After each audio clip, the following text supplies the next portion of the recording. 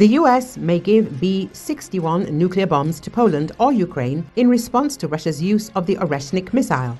The national interest tabloid published information. The idea that the West would allow nuclear weapons to be deployed in Ukraine, which is not a NATO member, is essentially insane. Unfortunately, given how the war in Ukraine is developing, this cannot be ruled out. The United States has very powerful nuclear weapons that could be given to the Poles or Ukrainians, but B-61 nuclear bombs are probably the best option, the publication said.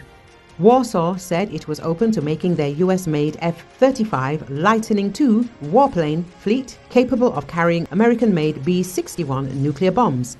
More recently, in the wake of NATO's decision to allow Ukraine's military to fire American long-range ATACMS and British Storm Shadow missiles into Russia, the Russian military retaliated by firing its impressive Oreshnik hypersonic weapon at the city of Dnipro.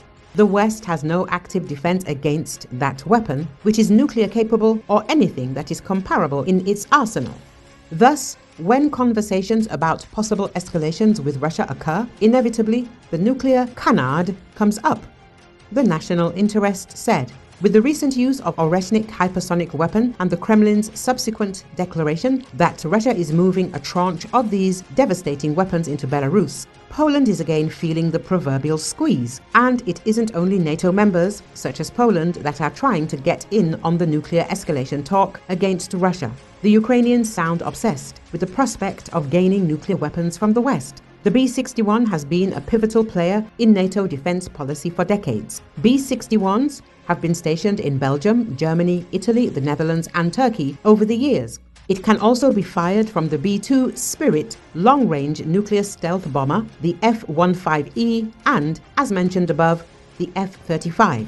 The B-61 has been referred to as a dial-a-yield because the severity of the explosion it creates can be adjusted from 0.3 kilotons to as high as 360 kilotons. These weapons can withstand supersonic flight and possesses earth-penetrating abilities for blasting through hardened structures. Multiple modifications have been created to make the B-61 one of NATO's best doomsday weapons.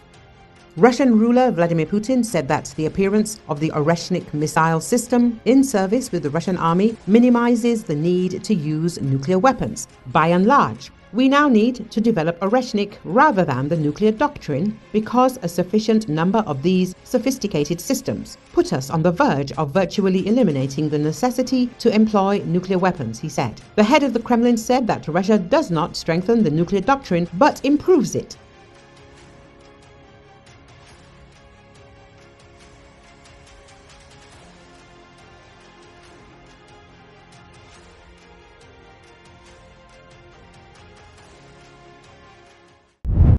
Drone pictures showed the badly damaged Syria Research Center in Damascus on Tuesday after Israeli airstrikes hit Syria overnight. Israel carried out a wave of heavy airstrikes across Syria as its troops advanced deeper into the country, a Syrian opposition war monitor said Tuesday. Israel acknowledged pushing into a buffer zone inside Syria following the overthrow of President Bashar Assad. But it remained unclear if its soldiers had gone beyond that area, which was established more than 50 years ago.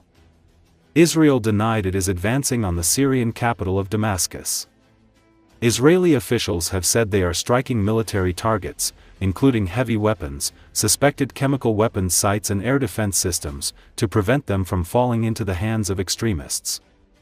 Photographs circulating online showed destroyed missile launchers, helicopters, and warplanes. Israeli Defense Minister Israel Katz said Tuesday that Israel intended to establish a demilitarized zone in southern Syria.